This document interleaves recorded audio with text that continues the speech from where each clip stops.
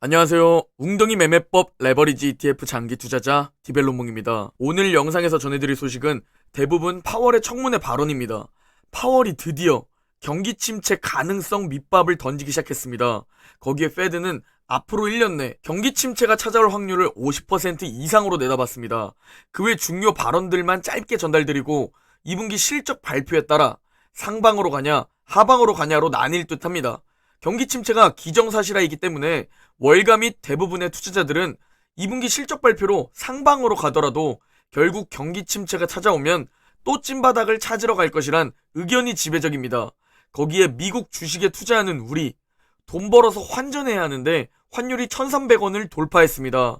그래서 요즘 댓글에 이 상황에도 환전해서 매수해야 하나요? 환전은 어떻게 할까요? 이런 환전에 대한 질문들이 너무 많습니다. 제가 당분간 할 방법에 대해 공유드리고 오늘 영상 마무리하려고 합니다. 웅덩이 매매법은 아직 관망 중이며 매수 타이밍이 다가오면 영상에 업로드할 예정입니다. 금일 미국 증시는 파월의 발언을 주목했습니다. 불가능해 보이는 연착륙은 가능한 건지, 인플레이션은 어떻게 될 것 같은지, 긴축은 앞으로 어떻게 할 건지를 주목했는데 개인적으로 발언 내용을 보면 좋은 게 없는데 장 초반에 하락폭을 말아올리며 마감했습니다. 다우, 나스닥, S&P 500 모두 보합 마감했습니다. 개인적으로는 유가 하락이 영향이 있었던 듯 보이고 바이든 유류세 인하 가능성이 영향을 끼친 듯합니다. 금일 맵을 좀 살펴보면 딱 봐도 혼조세를 알 수 있는데 에너지 섹터가 피바다인 것을 볼 수 있습니다. 일단 120달러를 찍었던 유가가 어느새 100달러 부근까지 급락했습니다. 유가 급락 이후로는 먼저 글로벌 경기 침체는 결국 올 것이고 유가 수요는 결국 떨어질 것이라는 전망과 바이든의 유류세 인하 가능성이 있었습니다. 미국 10년물 국채금리 역시 급락했습니다. 3.16까지 떨어졌는데 이유는 같습니다. 바로 경기 침체 우려입니다. 금일 공포지수는 22이며 여전히 극심한 공포 구간입니다. 오늘 먼저 전해드릴 소식은 파월의 청문회 핵심 발언들입니다. 파월 의장은 상원 청문회에 출석해 인플레이션이 하락하고 있다는 강력한 증거가 보일 때까지 지속해서 금리를 인상할 것이라고 밝혔습니다. 앞으로 몇 달간 연준은 인플레이션이 2%로 돌아가고 있다는 강력한 증거를 찾을 것이라고 말하며 그래서 우리는 지속적인 금리 인상이 적절하다고 예상한다고 말했습니다. 그리고 지금 중요한 게 금리 인상의 속도인데 금리 인상 속도에 대해서 지표들과 변화하는 경제 전망을 보고 결정할 것이라고 강조했습니다. 또 높은 금리로 인해 자산 가격은 완화될 것이라고 말했는데 그나마 우리에게 다행인 부분은 파월의 현재 시장이 연준의 금리 인상에 대해 적절하게 가격에 반영하고 있다고 말했습니다. 그리고 이게 오늘의 핵심 발언이었는데 매번 연착륙 어렵지만 불가능 아니라고 얘기했고 매번 경기 침체 신호는 보이지 않는다 말했던 파월이 드디어 경기 침체 가능성을 인정했다는 겁니다. 즉 경기 침체 밑밥을 시장에 던진 겁니다. 여태까지 파월이 밑밥을 던지면 머지않아 결국 그 밑밥이 현실화되었다는 점에서 결국 경기 침체 역시 기정사실화로 보는 게 마음이 오히려 편할 듯 합니다. 파월은 이 경기 침체에 대해서 우리가 의도한 결과는 아니지만 가능성은 있다고 인정했습니다. 그리고 솔직히 지난 몇 달 동안 전 세계에서 발생한 사건으로 인해 우리가 원하는 연착륙을 달성하기가 어려워졌다고 인정했습니다. 즉 전쟁으로 인해 인플레이션이 안 잡히고 있고 결국 연착륙은 힘들고 경기 침체로 갈 것 같다. 이 말로 해석되었습니다. 무슨 맨날 이렇게 말이 바뀌는지 시장에 충격을 덜 주기 위함 같아 보이지만 신뢰가 더 없어지진 않을까 걱정이 됩니다. 결국 지금 우리가 인플레이션 관련 자료 하나하나의 변동성이 큰 이유는 연준의 긴축으로 연결되기 때문이고 연준의 긴축 자료 하나하나의 변동성이 큰 이유는 이게 경기 침체로 연결되기 때문입니다.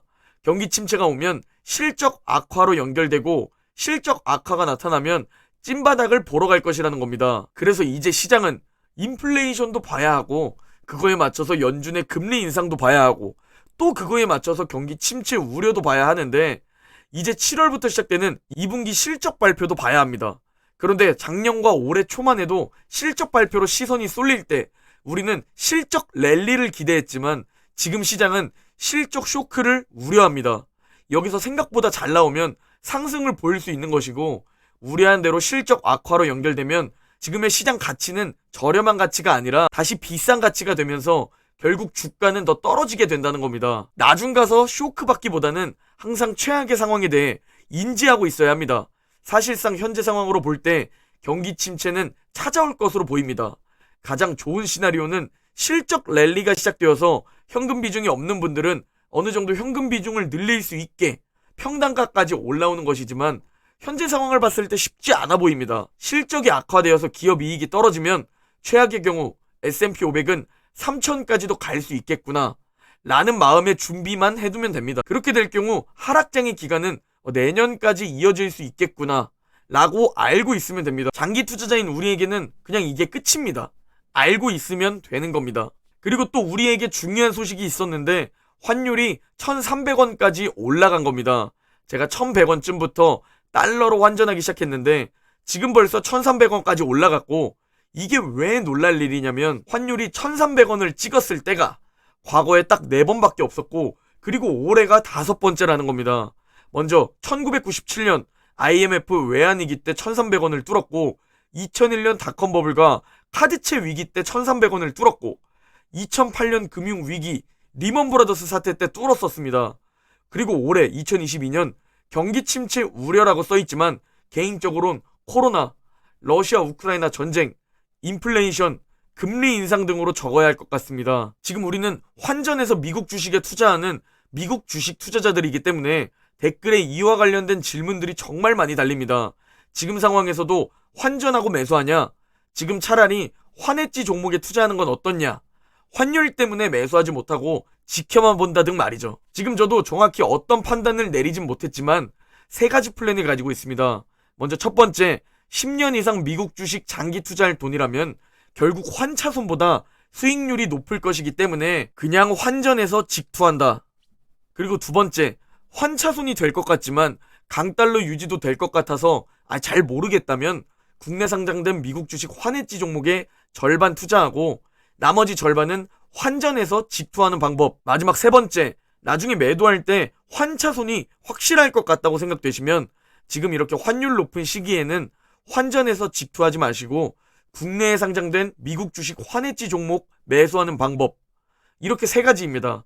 정답은 없습니다. 저는 개인적으로 환율 예측도 무의미하다고 생각해서 이 정도로 환율이 높을 땐 현재 2번째를 고려 중이긴 합니다. 다행히 환율이 조금이라도 눌림을 주었을 때 매번 최대한 환전을 해놨기 때문에, 그리고 현재 2달 동안 관망하고 있기 때문에 아직은 달러가 그래도 좀 남아 있습니다. 저도 아직은 어떻게 할지 확실히 정하지 못했는데 이와 관련해 좋은 팁이 있다면 댓글 남겨주시면 좋은 의견은 고정 댓글에 달아두겠습니다. 그리고 알맹님이 뼈를 때려주셨습니다. 여기에 악플까진 아니고 오지랖 부리시는 분들 착각하는 게 있어요. 지수추종 투자자는 눈앞에 몇백, 몇천의 이익을 기대하는 게 아닙니다. 10년, 20년 우직하게 가지고 갔을 때 눈덩이처럼 불어날 복리 수익을 보고 가는 겁니다. 여기다 대고 왜 마이너스다 찾으면서 리스크 관리를 안 하냐, 숏도 좀 치고 해칭해라, 이런 헛소리 하시는 분들 그냥 갈 길 가세요. 20년, 아니 10년 뒤에만 봐도 님들은 저 뒤에 있을 겁니다. 장기적으로 지수를 이길 통찰력을 가지신 분들이 여기서 대체 왜 남 투자에 감나라 배나라 할 거라고 생각 안 하거든요. 개인적으로 단기 매매로 몇천만 원 버셔도 안 부럽습니다 라고 댓글 주셨는데 정말 진심으로 등도 긁어주신 것 같고 고구마 먹다가 사이다로 뚫은 것 같고 아무튼 너무 속이 뻥 뚫리는 댓글입니다. 우리는 저 차트가 우리의 자산이라고 생각하고 그냥 보유하는 겁니다. 그러다가 차를 사야 하면 차 살 돈 빼서 쓰는 거고, 이사를 가는데 더 좋은 곳으로 가서 돈이 더 필요하면 그만큼만 빼서 쓰는 겁니다. 그리고 마치 나머지는 계좌에 넣어두듯이 그냥 증권 계좌가 제 자산입니다. 뭐 코로나 만나고 지금처럼 인플레이션과 역대급 긴축, 경기 침체 만나서 마이너스 6천만 원이 되어도 그냥 그게 내 자산인 겁니다. 당분간 쓸 돈이 아니고 계속 돈 벌어서 또 살 거고, 결국엔 5년 뒤에는 10년 뒤에는 지금 제 순자산 2억 5천만 원이 최소 20억 이상이 될 것이라고 확신합니다. 마치 나스닥과 S&P 500처럼 그대로 내 자산도 우여곡절이 많겠지만 길게 보면 그대로 우상향할 겁니다.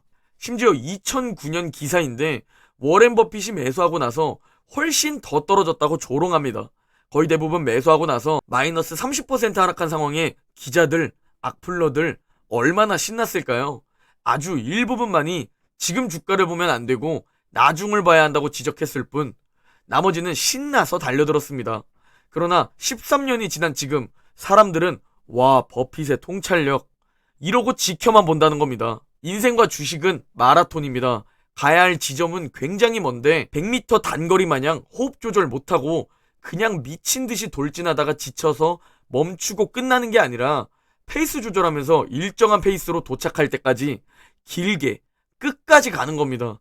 주식도 오래 투자해놓고 올해 몇십 % 수익을 목표로 하는 게 아니라 그냥 말 그대로 좋은 자산에 투자를 하고 보유하는 겁니다. 최대한 길게 보유하는 겁니다. 계속 오를 자산인데 빨리 팔면 안 좋은 겁니다.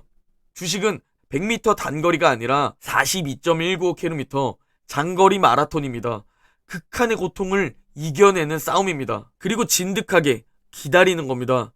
우상향 종목에 웅덩이에서 적립식 분할 매수하고 최대한 오래 보유하는 방법으로 환상을 쫓는 게 아니라 현실적으로 가장 확률 높은 방법으로 끝까지 가야 하는 겁니다. 그래서 오줄 웅줍을 외쳤고 그래서 지금은 몇 달 동안 웅줍을 외치는 겁니다. 5년 뒤에는 몇 천이 아닌 그 이상일 테니 말이죠. 오늘 영상은 여기까지입니다. 제 영상이 도움이 되셨다면 구독과 좋아요, 댓글 부탁드립니다. 그럼 내일 영상에서 뵙겠습니다.